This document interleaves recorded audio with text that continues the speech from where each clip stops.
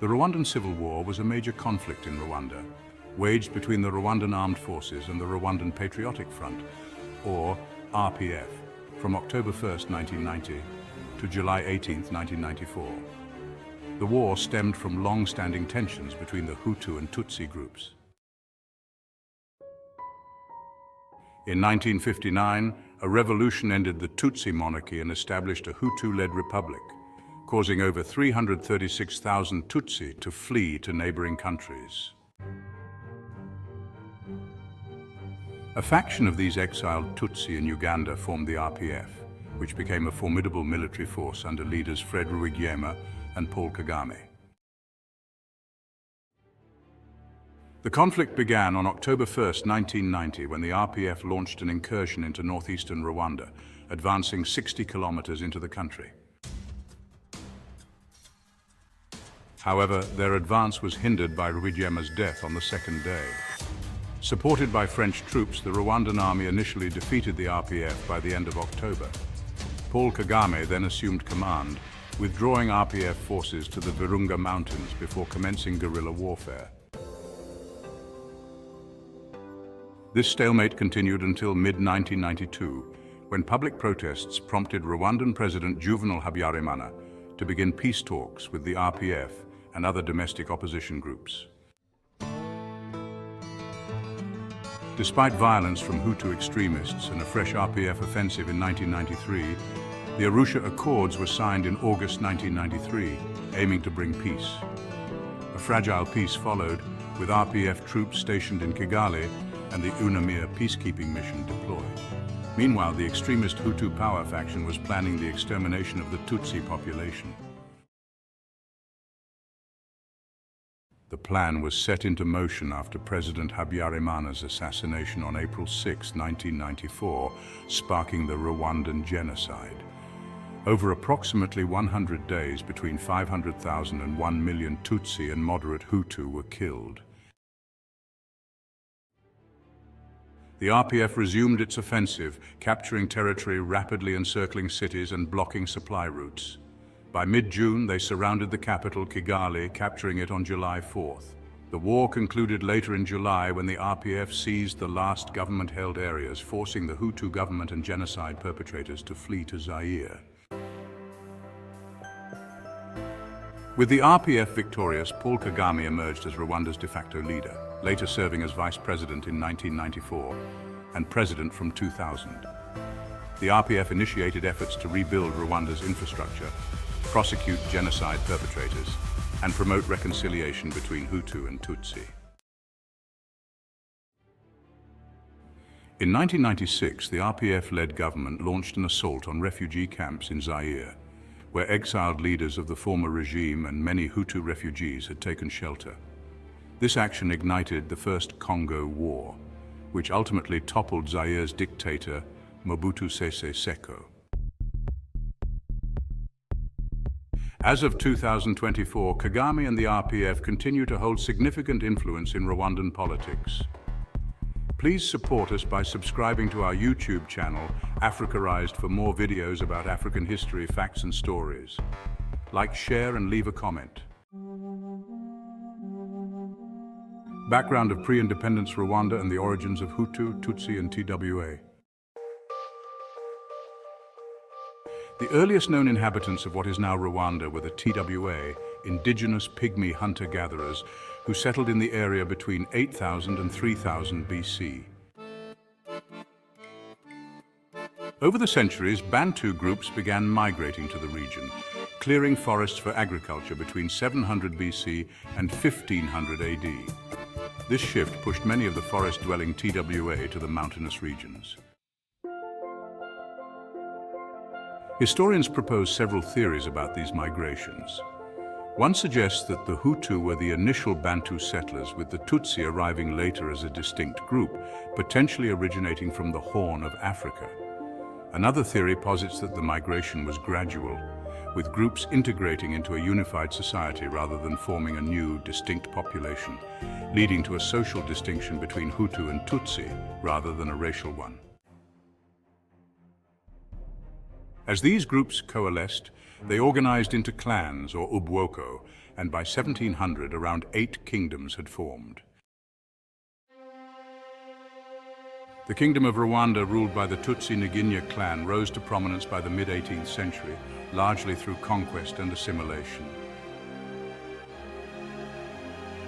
Its peak came under King Kigali Rwabugiri, who reigned from 1853 to 1895. He expanded the kingdom's territory and introduced administrative changes that heightened divisions between the Hutu and Tutsi. Under Rwabugiri, the Uburetwa forced labor system required Hutu to work to regain access to land, and Ubuhake bound Hutu and Tutsi to Tutsi patrons in exchange for cattle and services, which intensified the class divide. In 1884, Germany claimed Rwanda and neighboring Burundi during the Berlin Conference. German officials began establishing alliances with Rwanda's monarchy in 1897, ruling through the Tutsi-dominated royal system and thereby enforcing colonial rule with minimal European forces. The Germans viewed the Tutsi as racially superior, believing them to be descendants of Ethiopian migrants, and favored them in administration roles, a policy that consolidated the Tutsis' dominance. Belgian forces seized control of Rwanda and Burundi during World War I and, starting in 1926, moved toward direct colonial governance. The Belgians, in coordination with Catholic missionaries, modernized Rwanda's economy but also imposed heavy taxes and forced labor. Tutsi privilege persisted, supported by Belgian authorities, which left the Hutu with limited social and economic rights. In 1935, the Belgians formalized ethnic divisions by introducing identity cards that categorized individuals as Tutsi, Hutu, TWA, or naturalized, effectively ending the social mobility that had allowed some Hutu to become honorary Tutsi based on wealth or status. In the years following World War II, a Hutu counter-elite emerged in Rwanda, demanding a transfer of power from the Tutsi elite to the Hutu majority. In the years following World War II, a Hutu counter-elite emerged in Rwanda, demanding a transfer of power from the Tutsi elite to the Hutu majority. This period also saw a shift within the Catholic Church in Rwanda, with younger working-class clergy, mainly Flemish, sympathizing with the Hutu cause.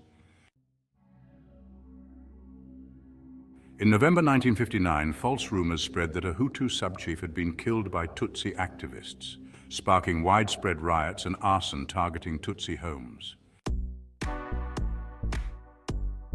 In response, Tutsi leaders launched a counter-offensive to regain control, but they were thwarted by Belgian Colonel 𝒑𝒓𝒂𝒏𝒅, who stepped in to restore order and began actively promoting the Hutu elite.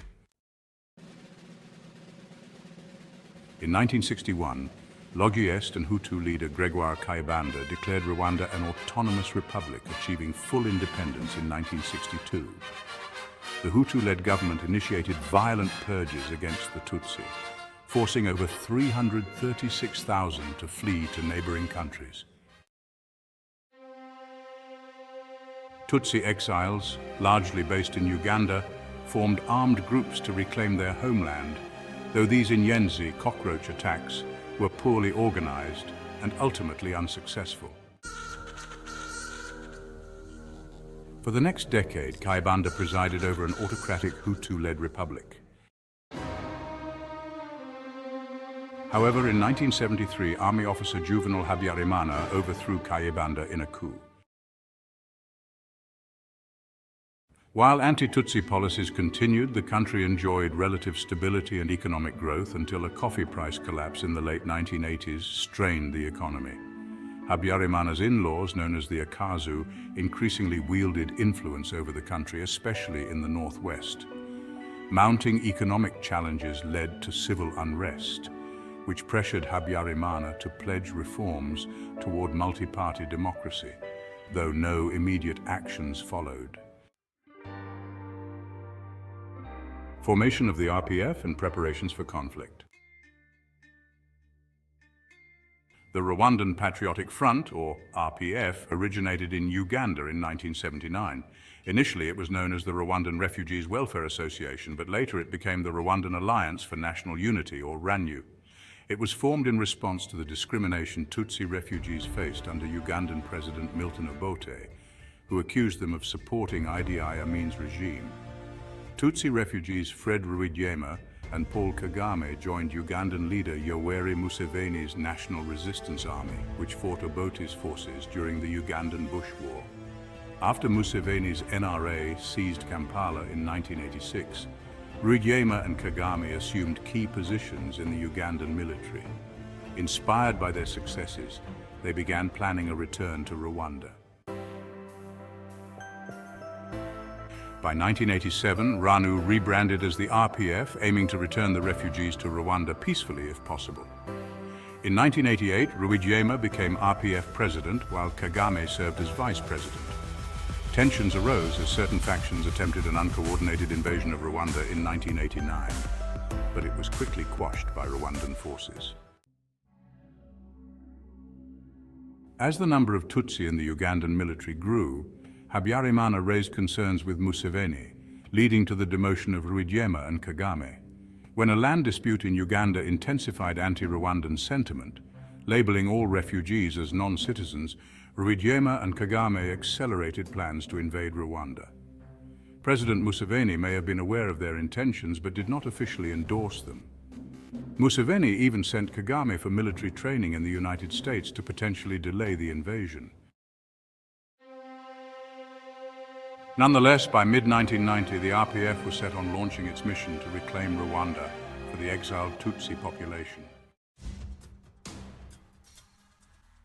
On October 1, 1990, around 50 rebels from the Rwandan Patriotic Front, or RPF, defected from the Ugandan army and crossed into Rwanda, sparking a violent conflict by killing a Rwandan customs guard at the Kagitumba border post.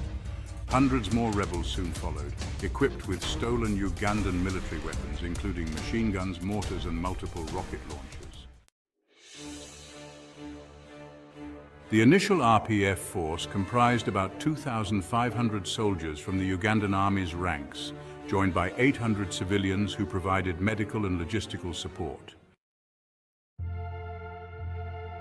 Both Ugandan President Yoweri Museveni and Rwandan President Habyarimana were attending a United Nations summit in New York when the invasion began, and in a matter of days, the RPF had advanced 60 kilometers south to 𝒂𝒏𝒅, catching the Rwandan armed forces off guard. On October 2nd, RPF leader Fred Rwigema was killed under unclear circumstances. Official accounts suggested a stray bullet, while other sources, such as historian Gerard Prunier, speculate Rwigema was shot by his sub-commander, Peter Bayingana, during an argument over strategy. Rwigema favored a gradual approach to winning over Hutu support, while Bayingana and fellow sub-commander Chris Bunyanyezi preferred an aggressive advance toward Kigali. In response to the RPF's rapid advance, Habyarimana requested military support from France. The French government, led by Jean-Christophe Mitterrand, son of President François Mitterrand, quickly sent 600 soldiers under Operation Noroi. Officially, the mission was to protect French nationals in Rwanda, but the French forces actively supported Habyarimana's regime, establishing defensive positions to block the RPF's approach to Kigali and the airport. Troops from Belgium and Zaire also arrived, though Belgian forces mainly focused on protecting Belgian citizens. Reports of arbitrary arrests and massacres of Tutsi by Habyarimana's regime prompted public controversy in Belgium, leading to the withdrawal of its troops by early November. With French military backing and the demoralizing impact of Rwigema's death, the Rwandan army regained control, pushing the RPF back to the Ugandan border by the end of October. Many RPF soldiers deserted, some returning to Uganda, while others hid in the Akagera National Park. Habyarimana accused Uganda of supporting the RPF's efforts, alleging that a command base had been established in Kampala to coordinate the invasion. By October 30th, the Rwandan government declared the war over. The Rwandan government used the supposed RPF attack on Kigali as justification for the mass arrest of over 8,000 individuals, primarily Tutsi political opponents. This marked an escalation of anti-Tutsi sentiment. Radio Rwanda broadcast ethnic hatred, and local authorities organized a massacre in Kibelira commune in Gisenyi province on October 11th, killing 383 Tutsi. Though officials responsible for the killings were initially removed and jailed, they were released shortly thereafter. This event marked the first large-scale massacre of Tutsi in nearly 2 decades, significantly heightening ethnic tensions across Rwanda. At the onset of the war in October 1990, Paul Kagame was in the United States, attending a military course at Fort Leavenworth. He had been closely coordinating with RPF leader Fred Rwigema by phone, finalizing details of the upcoming invasion. In late September, Kagame informed the college that he was leaving the course to return to Africa.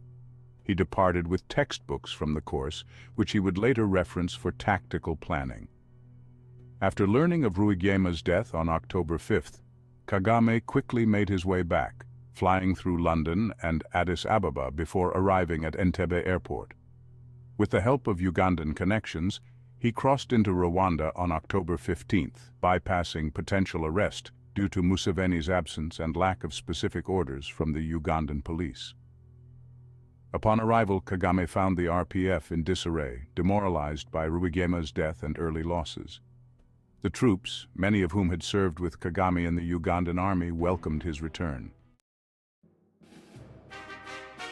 After assessing the situation, Kagame ordered a strategic withdrawal from northeastern Rwanda to the rugged Virunga Mountains in the northwest, recognizing that the challenging terrain would offer them protection from government forces. During the week-long march to the mountains, the RPF occasionally crossed into Uganda with President Museveni's tacit permission, benefiting from friendships with former colleagues in the Ugandan army. To distract the Rwandan army, some RPF soldiers remained behind to conduct minor skirmishes, concealing the broader relocation. The RPF soon shifted to guerrilla tactics, beginning with an attack on a Rwandan customs post which provoked accusations from Rwanda that Uganda was sheltering the RPF. The RPF's new approach inflicted heavy casualties on government forces, leading them to shell Ugandan territory, damaging property and leading to civilian casualties. There were also reports of Rwandan forces crossing into Uganda to loot and abduct civilians. The Virunga Mountains presented harsh conditions with altitudes nearing 5,000 meters. Without adequate food, supplies, or warm clothing, some RPF soldiers froze to death or suffered serious injuries from the cold. Kagame focused on reorganizing the RPF during this period, avoiding direct conflict and concentrating on structure and discipline. Former Hutu Colonel Alexis Kanyarengwe, who had fallen out with Habyarimana, joined the RPF and was appointed chairman, while Seth Sendashonga, another Hutu, became the RPF's liaison with opposition parties in Rwanda. Most other high-ranking recruits were Ugandan-based Tutsi. The RPF's ranks grew as volunteers arrived from Tutsi communities in Burundi, Zaire, and other nations. Kagame emphasized discipline and rigorous training, establishing strict conduct rules for the soldiers, which included paying for goods, abstaining from alcohol and drugs, and building a positive reputation among locals. Violations of these rules were punished. More serious offenses like murder, rape, and desertion were met with the death penalty. The RPF also launched a fundraising initiative, managed by Financial Commissioner Aloysia Inyumba, to gather donations from the global Tutsi diaspora and supportive Rwandan business people. Although funds were modest, careful financial management enabled the RPF to expand its operations. They acquired weapons from the open market, leveraging Cold War-era surpluses, and it is likely they also received arms from loyalists within the Ugandan army, as suggested by historian Gerard Prunier. President Museveni, aware of this support, was able to diplomatically deny knowledge to avoid international repercussions. Museveni later acknowledged Uganda's limited support for the RPF, noting that its defeat would have been detrimental to Tutsi Rwandans and Uganda's own stability. Journalist Justus Muhanguzi-Kampe observed that the Ugandan army's desertion of military resources to the RPF strained Uganda's defense budget, resulting in significant financial costs. In January 1991, after 3 months of regrouping, Paul Kagame decided that the RPF was ready to go back on the offensive. The target was the northern city of Ruhengeri, strategically located just south of the Virunga Mountains. Ruhengeri was not only accessible from the RPF's mountainous base, but also symbolically significant. The region was home to President Habyarimana, his wife and her influential family, making it a stronghold of the regime. Kagame aimed to make a bold statement with an attack there, hoping to destabilize the government and assert the RPF's presence. On the night of January 22nd, around 700 RPF fighters descended from the mountains to secret positions around the city with support from local sympathizers. At dawn on January 23rd, they launched their attack, catching Rwandan forces off guard. While the Rwandan police and army put up a brief resistance, repelling RPF fighters near their stations and inflicting heavy losses, the defense ultimately collapsed. French paratroopers may have also been involved in the rear guard, as France later acknowledged and rewarded several soldiers who participated. By noon, the RPF had captured Ruhengeri, causing most civilians to flee the city. One of the RPF's primary objectives was the prison, the largest in Rwanda. Upon hearing of the attack, the prison warden, Charles Uwihoreye, contacted Kigali for guidance. Colonel Ely Sagatwa, a member of the ruling Akazu elite, ordered him to execute all inmates to prevent escapes and avoid any defections to the RPF, especially among high-profile political prisoners. Uwihoreye refused, even after Sagatwa confirmed the directive with the president. When the RPF reached the prison, they freed the inmates, some of whom, like former Habyarimana ally Theoneste Lizinde, joined their ranks. The RPF held Ruhengeri for the remainder of January 23rd, before withdrawing into the mountains overnight. The bold raid challenged government claims that the RPF had been driven out of Rwanda and reduced to minor guerrilla skirmishes from Uganda. In response, the government sent reinforcements to Ruhengeri and imposed a state of emergency, enforcing strict curfews in the area. For several months, the RPF conducted night raids on the city, keeping the conflict active. Guerrilla War, 1991 to 1992. Following Ruhengeri, the RPF resumed a guerrilla warfare strategy. The Rwandan army concentrated forces in the north, occupying strategic locations and shelling RPF positions in the Virunga Mountains. However, the rugged terrain hindered a full-scale assault, allowing Kagame's forces to launch coordinated attacks at various points across the northern region, keeping the army spread thin. The conflict dragged on as both sides launched frequent strikes, making territorial gains without decisive outcomes. The RPF captured Gatuna, a border town crucial for its strategic location on the northern corridor, blocking Rwanda's access to Mombasa and forcing the country to rely on the longer, costlier Central Corridor route through Tanzania. By late 1991, the RPF controlled around 5% of Rwanda, establishing a headquarters in an abandoned tea factory in Mulindi, Bayamba province. Many Hutu civilians in RPF-occupied territories fled to government-controlled areas, adding to the growing number of internally displaced persons. This renewed warfare had two major repercussions within Rwanda. Firstly, anti-Tutsi violence surged, incited by local officials. Hutu extremists targeted Tutsi civilians, killing up to 1,000 individuals in coordinated attacks across the northwest, starting with a massacre of Bagogwe Tutsi pastoralists near Kinigi. These attacks continued until mid-1991, after which the government allowed potential targets to relocate to safer areas like Kigali. At the same time, the Akazu launched an aggressive propaganda campaign, spreading anti-Tutsi messaging to foster ethnic division. The infamous Hutu 10 Commandments were published in Kangura magazine, pushing for Hutu supremacy and casting Tutsi as outsiders and enemies of the Hutu people. In response, the RPF set up Radio Muhabara, broadcasting from Uganda to counter the government's narrative. Although initially unpopular, the station's reach grew in the following years. The second impact was President Habyarimana's announcement of political reforms under pressure from international allies, including France.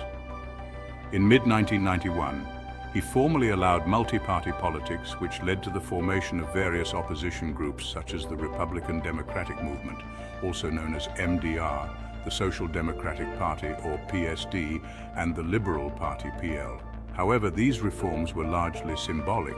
Habyarimana's regime maintained control over the country's administrative structure. The Hardline Coalition for the Defense of the Republic, or CDR, also emerged during this time, closely aligned with the Akazu and more extreme than Habyarimana's party. Despite slow progress, Habyarimana eventually yielded to pressure in January 1992, forming a multi-party cabinet that included some opposition leaders. This coalition led to preliminary negotiations with the RPF, resulting in a ceasefire by July 1992. Both sides began peace talks in Arusha, Tanzania, marking a tentative step toward resolving the conflict. The Rwandan peace process was complex, with four main factions each pursuing its own agenda. The first group consisted of Hutu hardliners, including Agatha Habyarimana's family, represented by the CDR and MRND extremists. This faction viewed compromise as a threat to Hutu dominance. The second group was the official opposition, which, while more democratic, remained wary of the RPF, perceiving it as a potential threat to the Hutu-led government established after the 1959 revolution. The third faction was the RPF, led by Paul Kagame. Though some senior RPF leaders advised against it, Kagame engaged in negotiations, aware that shunning peace could damage the RPF's political standing and erode international support.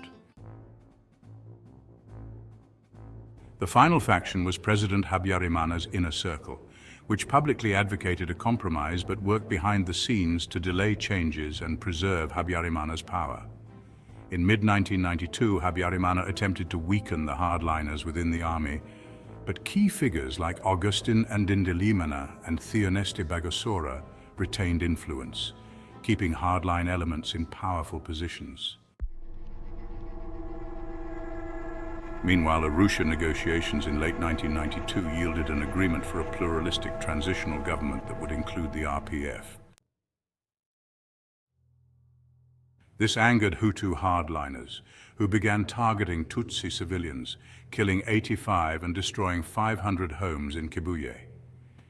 Historian Gérard Prunier identifies this period as the point when plans for a final solution against Tutsi in Rwanda began taking shape. The extremists also established shadow networks within the army and state, positioning themselves as the ultimate protectors of Hutu power and working to undermine any peace agreements reached in Arusha. Tensions escalated in early 1993 when a power-sharing agreement was signed at Arusha, allotting positions among the MRND, RPF, and other opposition parties, but excluding the CDR. This agreement represented a shift towards a transitional government and eventual elections. While Habyarimana and moderate opposition leaders accepted the arrangement,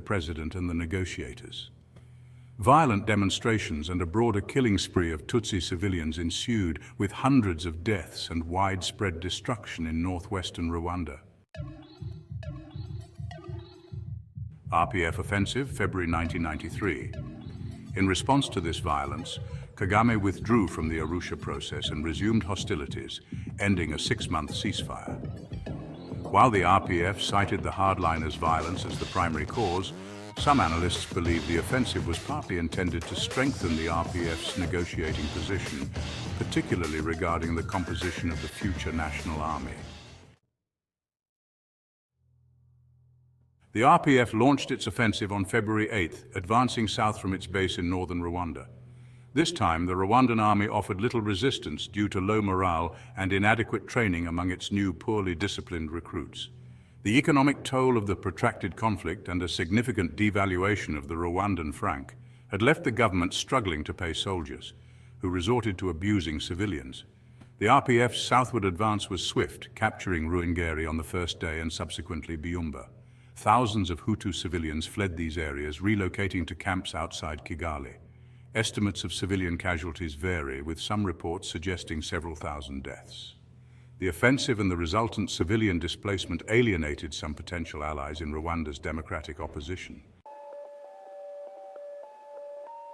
Realizing the severity of the situation, Habyarimana urgently requested French assistance. France, concerned about the RPF's proximity to Kigali, deployed 150 troops and provided additional arms to the Rwandan army.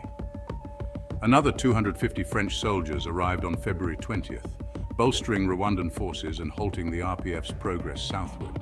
French artillery significantly impacted the RPF's advance, and by February 20th, the RPF had reached within 30 kilometers or 19 miles of Kigali.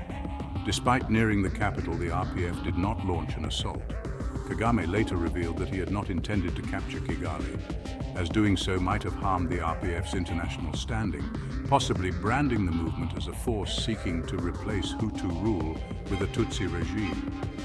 Additionally, French reinforcements and strong government support among Hutu civilians would have made an assault on Kigali challenging.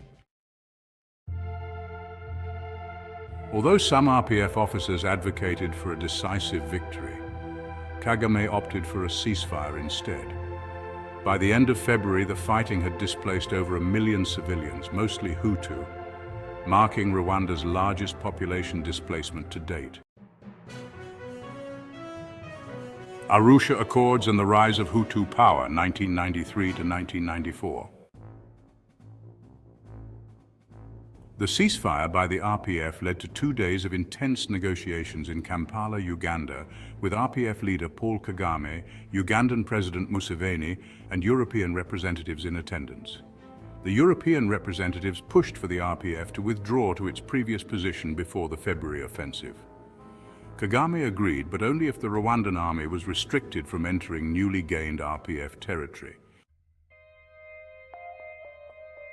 After Kagame threatened further offensive actions, a compromise was reached. The RPF would withdraw, but a demilitarized zone would be established between RPF-controlled areas and the rest of Rwanda. This arrangement marked a significant acknowledgement by Habyarimana's government of the RPF's presence in the north.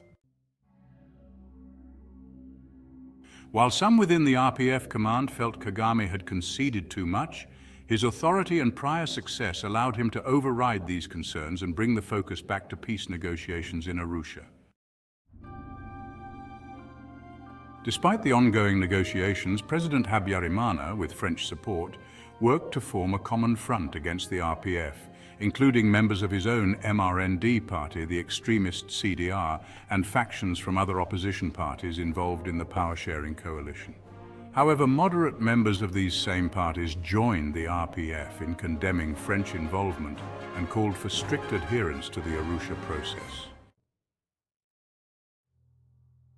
This split gave rise to the Hutu power movement, which was not confined to any single party, but instead saw nearly all parties divided between moderates and Hutu power extremists. Even within the ruling MRND, the power faction opposed Habyarimana's peace efforts. Radical youth militias also emerged, aligned with the power factions, including the Interahamwe, linked to the MRND, and the Impuzamugambi, aligned with the CDR. These militias, trained with support from the army and unknowingly French forces, began perpetrating violence across Rwanda.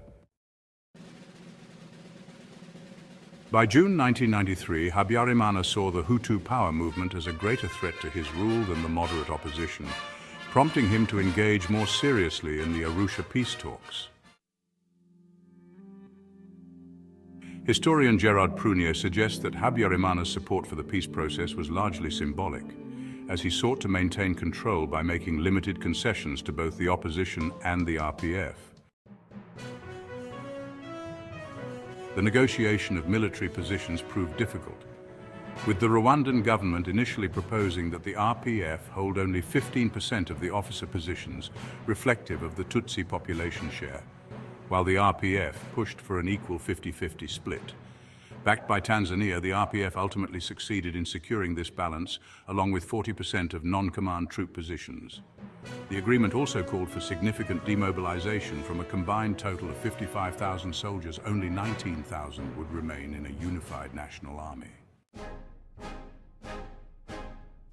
The Arusha Accords were formally signed on August 4, 1993, with Habyarimana and regional leaders in attendance. This fragile peace would last until April 7th of the following year.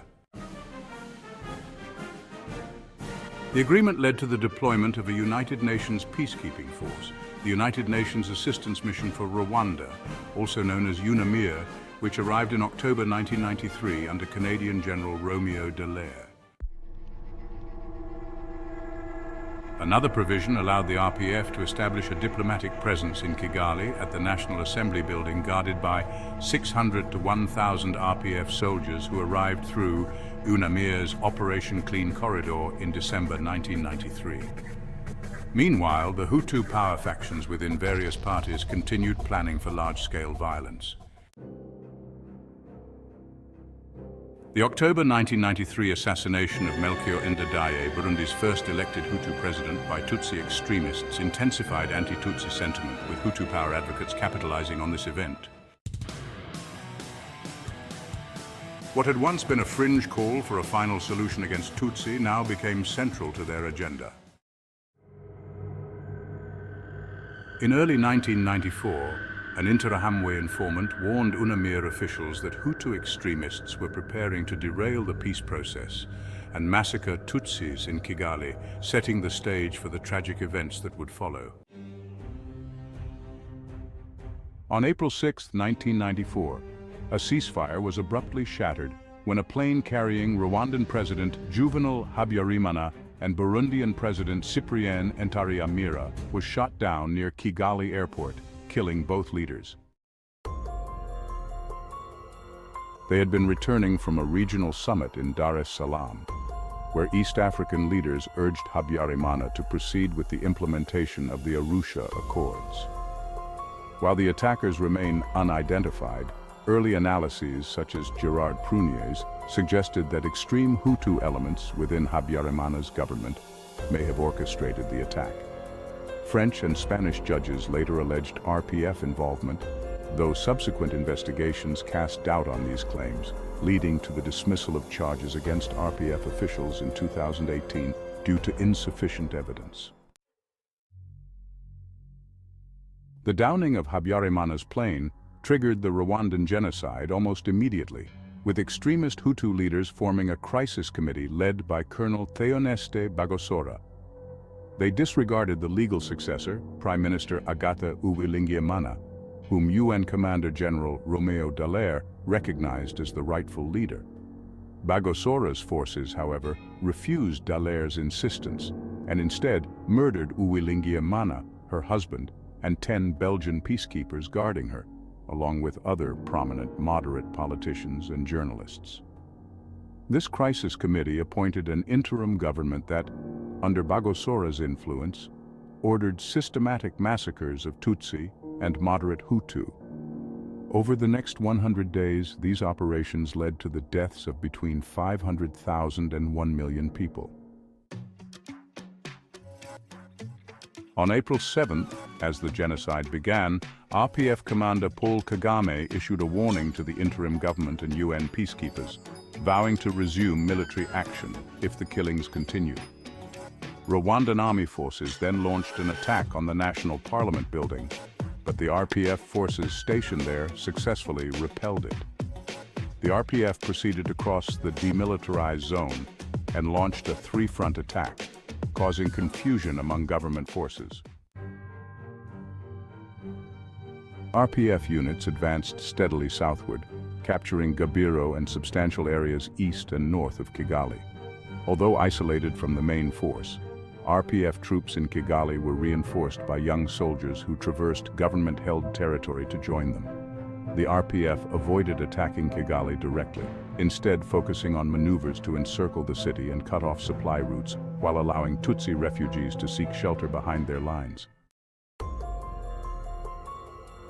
Throughout April, the UN made repeated attempts to establish a ceasefire, but Kagame refused, insisting the RPF would not stop fighting until the genocide ceased.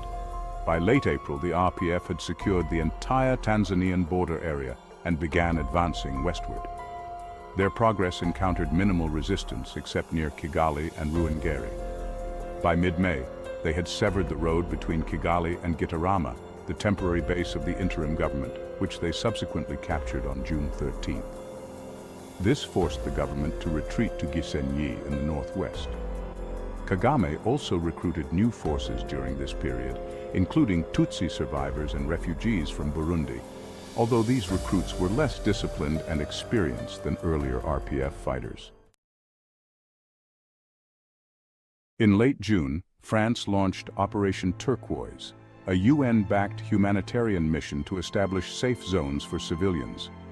French troops entered southwestern Rwanda from bases in Goma and Bukavu in Zaire, creating a turquoise zone within the 𝒑𝒓𝒂𝒏𝒚𝒔 triangle, covering about a fifth of Rwanda. While Radio France International estimates that turquoise saved approximately 15,000 lives, many Rwandans viewed it as a protective measure for Hutus, including perpetrators of the genocide. The French presence also hindered the RPF's southward advance. Operation Turquoise concluded on August 21, 1994, but sparked extensive debate over French foreign policy and military actions in Africa. By late June, the RPF had encircled Kigali, intensifying its fight for control of the capital. Despite the government forces' numerical and logistical advantages, the RPF steadily gained ground and conducted rescue operations for civilians trapped in enemy territory. According to d𝒉𝒐𝒍, Kagame skillfully employed psychological tactics, taking advantage of the government's focus on genocide rather than defending Kigali, and exploiting their declining morale as they lost territory. The RPF ultimately defeated the Rwandan army in Kigali on July 4th, and on July 18th captured Gisenyi, forcing the interim government into exile in Zaire. This RPF victory marked the end of both the genocide and the civil war. Rwanda commemorates July 4th, the fall of Kigali, as Liberation Day, a public holiday. The UN peacekeeping mission, UNAMIR, was present during the genocide, but was constrained by its Chapter 6 mandate, which limited its ability to intervene militarily. d𝒉𝒐𝒍's peace-brokering efforts were unsuccessful, and most Rwandan UNAMIR staff were killed in the early days, severely restricting their operations. UNAMIR did, however, provide refuge for thousands of Tutsi and moderate Hutu at sites like the Amahoro Stadium and assisted in evacuating foreign nationals.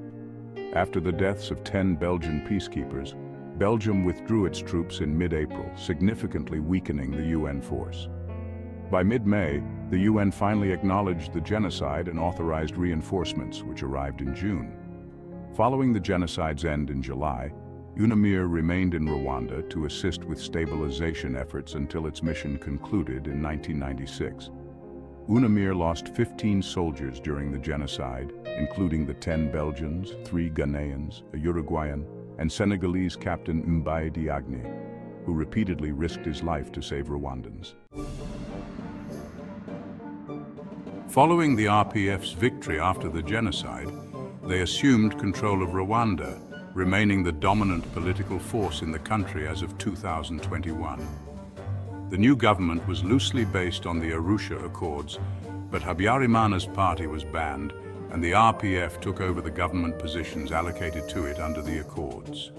The military wing of the RPF was renamed the Rwandan Patriotic Army, or RPA, and became the National Army.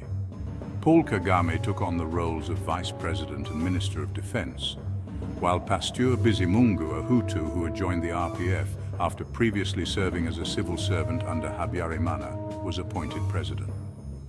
While Bizimungu and his cabinet handled some domestic affairs, Kagame retained command over the army and wielded the real political power.